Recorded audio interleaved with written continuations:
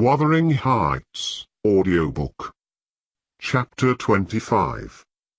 "These things happened last winter, sir," said Mrs. Dean, "hardly more than a year ago.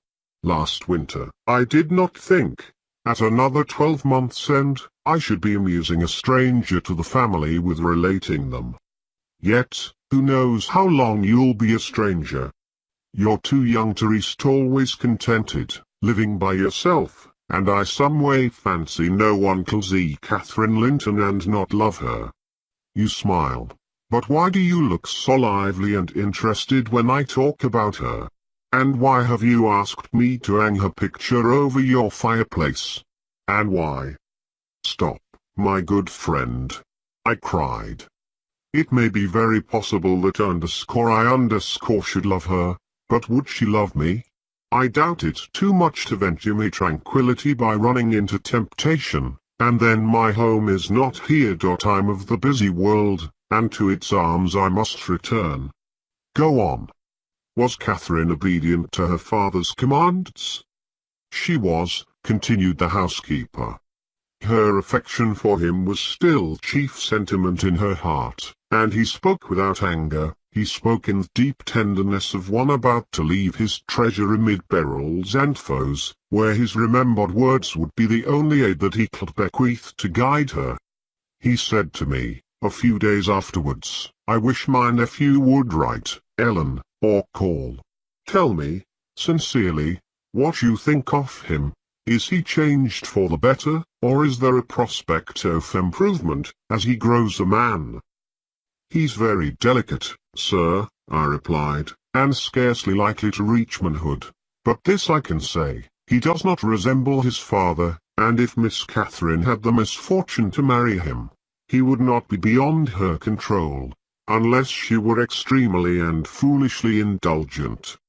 However, master, you'll have plenty of time to get acquainted with him and see whether he would suit her. It wants 4 years and more to his being of age.'" Edgar sighed, and, walking to the window, looked out towards Gimmerton Kirk. It was a misty afternoon, but the February sun shone dimly, and we could just distinguish the 2 fir trees in the yard, and thespily scattered gravestones. "I've prayed often," he half soliloquized, "for the approach of what is coming, and now I begin to shrink, and fear it. I thought the memory of the hour I came down that Glen a bridegroom would be less sweet than the anticipation that I was soon, in a few months, or, possibly, weeks, to be carried up, and laid in its lonely hollow. Ellen, I've been very happy with my little Cathy. Through winter nights and summer days she was a living hope at my side. But I've been as happy musing by myself among those stones, under that old church, lying, through the long June evenings, on the green mound of her mother's grave, and wishing yearning for the time when I might lie beneath it. What can I do for Cathy? How must I quit her? I'd not care one moment for Linton being Heathcliff's son, nor for his taking her from me. If he could console her for my loss, I'd not care that Heathcliff gained his ends, and triumphed in robbing me of my last blessing. But should Linton be unworthy, only a feeble tool to his father, I cannot abandon her to him. And, hard though it be to crush her buoyant spirit, I must persevere in making her sad while alive, and leaving her solitary when I die. Darling, I'd rather resign her to God, and lay her in the earth before me." "Resign her to God, as it is, sir," I answered, "and if we should lose you, which may he forbid under his providence, I'll stand her friend and counsellor to the last. Miss Catherine is a good girl. I don't fear that she'll go wilfully wrong, and people who do their duty are always finally rewarded." Spring advanced, yet my master gathered no real strength, though he resumed his walks in the grounds with his daughter. To her inexperienced notions, this itself was a sign of convalescence, and then his cheek was often flushed, and his eyes were bright. She felt sure of his recovering. On her 17th birthday, he did not visit the churchyard. It was raining, and I observed, "You will surely not go out tonight, sir?"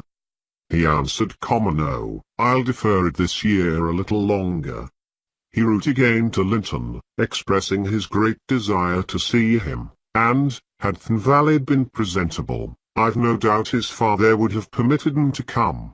As it was, being instructed, he returned an answer, intimating that Mr. Heathcliff objected to his calling at the Grange, but his uncle's kind remembrance delighted him, and he hoped to meet him sometimes in his rambles, and personally to petition that his cousin and might not remain long so utterly divided. That part of his letter was simple, and probably his own.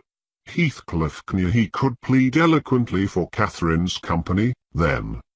"I do not ask," he said, "that she may visit here, but am I never to see her, because my father forbids me to go to her home, and you forbid her to come to mine? Do, now and then, ride with her towards the Heights, and let us exchange a few words, in your presence. We have done nothing to deserve this separation, and you are not angry with me, you have no reason to dislike me, you allow yourself. Dear uncle, send me a kind note tomorrow, and leave to join you anywhere you please, except at Thrushcross Grange. I believe an interview would convince you that my father's character is not mine. He affirms I am more your nephew than his son, and though I have faults which render me unworthy of Catherine, she has excused them, and for her sake, you should also. You inquire after me health, it is better, but while I remain cut off from all hope, and doomed to solitude, or the society of those who never did and never will like me, how can I be cheerful and well?" Edgar, though he felt for the boy, could not consent to grant his request, because he could not accompany Catherine. He said, in summer, perhaps, they might meet. Meantime, he wished him to continue writing at intervals, and engaged to give him what advice and comfort he was able by letter, being well aware of his hard position in his family. Linton complied, and had he been unrestrained, would probably have spoiled Albie, filling his epistles with complaints and lamentations, but his father kept a sharp watch over him, and, of course, insisted on every line that me master sent being shown, so, instead of penning his peculiar personal sufferings and distresses, the themes constantly uppermost in his thoughts, he harped on the cruel obligation of being held asunder from his friend and love, and gently intimated that Mr. Linton must allow an interview soon, or he should fear he was purposely deceiving him with empty promises. Cathy was a powerful ally at home, and between them they at length persuaded my master to acquiesce in their having a ride or a walk together about once a week, under my guardianship, and on the moors nearest the Grange, for June found him still declining. Though he had set aside yearly a portion of his income for my young lady's fortune, he had a natural desire that she might retain or at least return in a short time to the house of her ancestors, and he considered her only prospect of doing that was by a union with his heir. He had no idea that the latter was failing almost as fast as himself, nor had anyone, I believe, no doctor visited the Heights, and no one saw Master Heathcliff to make report of his condition among us.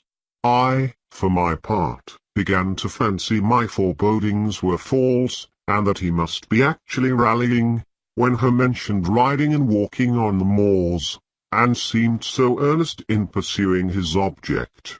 I could not picture a father treating a dying child as tyrannically and wickedly as I afterwards learned Heathcliff had treated him, to compel this apparent eagerness, his efforts redoubling more imminently his avaricious and unfeeling plans were threatened with defeat by death.